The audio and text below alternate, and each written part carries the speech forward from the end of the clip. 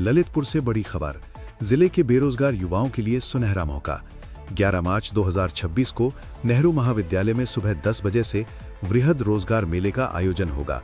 इस मेले में देश प्रदेश की करीब 40 बड़ी कंपनियां शामिल होकर अलग अलग पदों पर भर्ती करेंगी। High school, inter, graduate, ITI, polytechnic और बीटेक योग्य अभ्यर्थी इसमें भाग ले सकते हैं।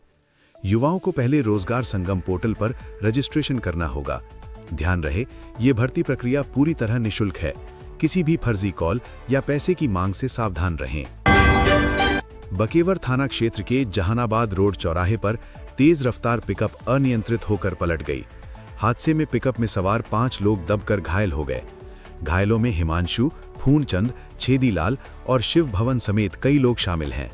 सूचना मिलते ही 108 एम्बुलेंस मौके पर पहुंची और सभी घायलों को अस्पताल में भर्ती कराया गया।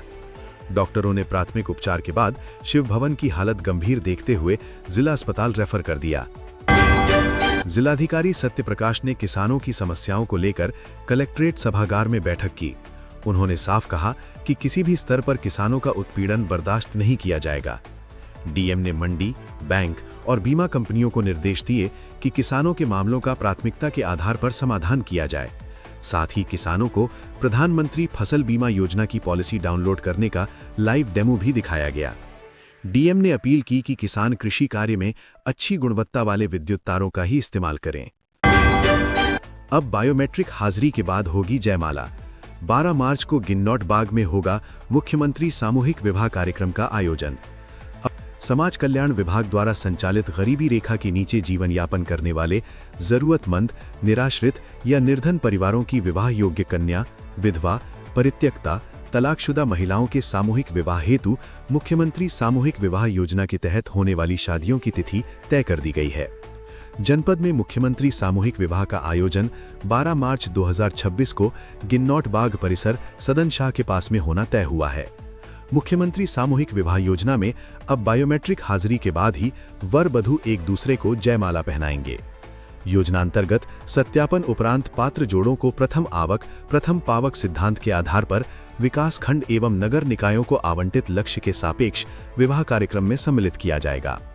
जयमाला से पहले बायोमेट्रिक हाजिरी और फेस आईडी के जरिए सत्यापन अनिवार्य रूप से किया जाएगा, जिसके लिए वर वधू की 2-2 पासपोर्ट साइज फोटो जो ऑनलाइन आवेदन में संलग्न की गई है और ओरिजिनल अपडेटेड आधार कार्ड मिलान हेतु कार्यक्रम स्थल पर लाना अनिवार्य है।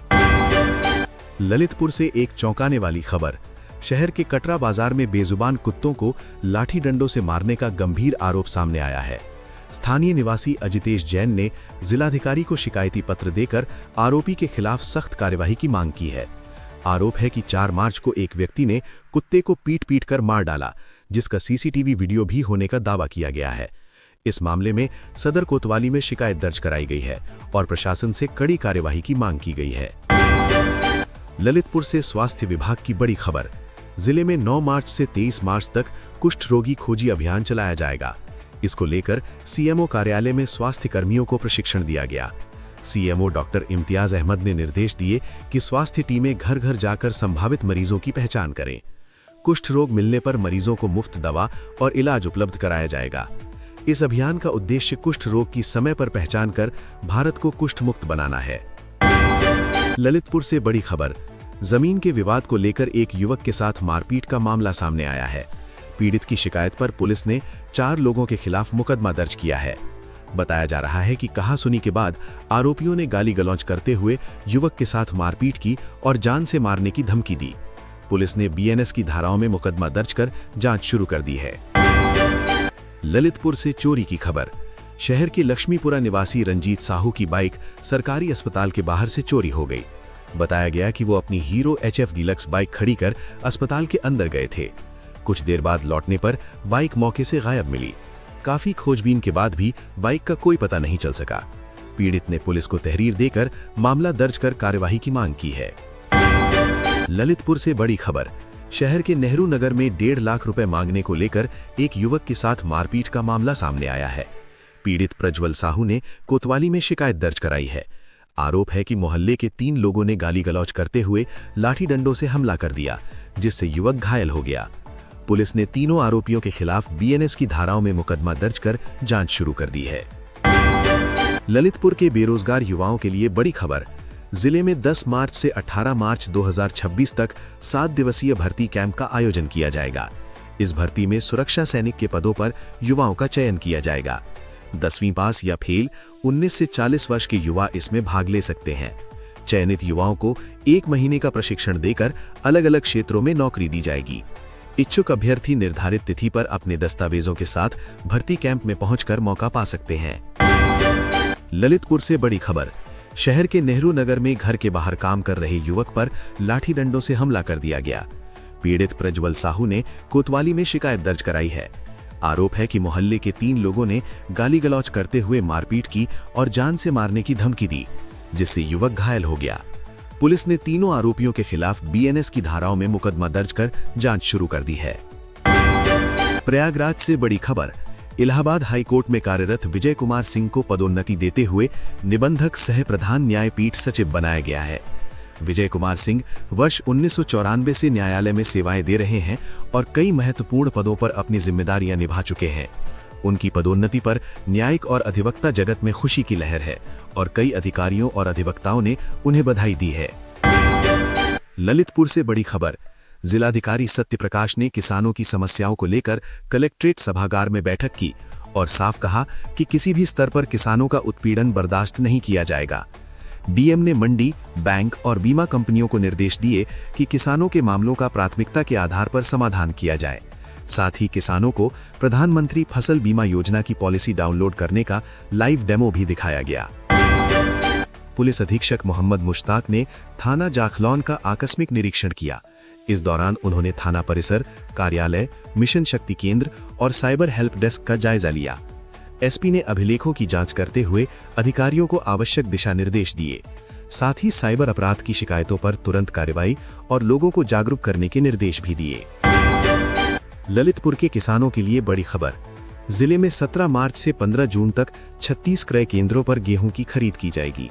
जिलाधिकारी सत्यप्रकाश ने बताया कि गेहूं का समर्थन मूल्य 2585 रुपए प्रति क्विंटल निर्धारित किया गया है। किसानों को अपनी फसल बेचने के लिए खाद्य एवं रसद विभाग की वेबसाइट पर ऑनलाइन पंजीकरण कराना होगा। प्रशासन ने चेतावनी दी है कि समर्थन मूल्य से कम पर खरीद करने वालों के खिलाफ सख्त कार्यवाही की जाएगी। तालबेहट से बड़ी खबर। कोतवाली क्षेत्र के वृंदावन बाग में एक युवक द्वारा जहर सेवन करने से उसकी हालत गंभीर हो गई।